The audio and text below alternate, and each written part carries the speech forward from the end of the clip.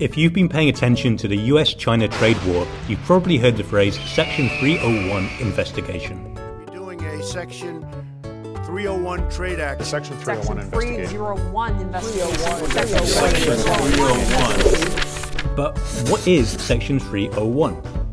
Basically, it's a part of the 1974 Trade Act that enables the US Trade Representative to investigate and unilaterally impose trade restrictions on foreign countries.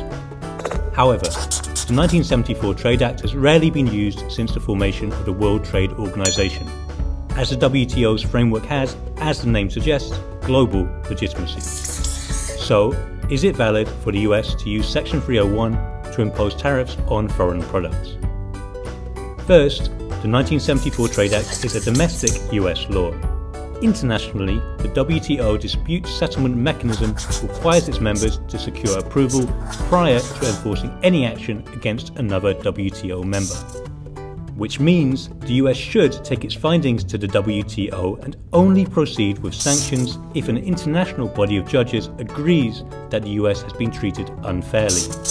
By using Section 301, Donald Trump has circumvented the WTO and acted outside the rules of global trade, making judgments without a neutral arbiter.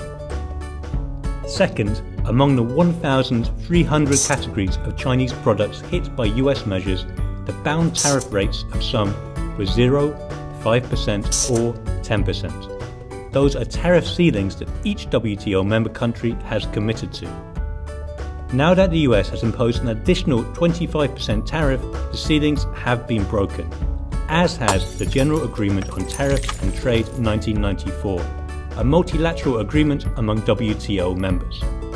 Even traditional US allies are complaining.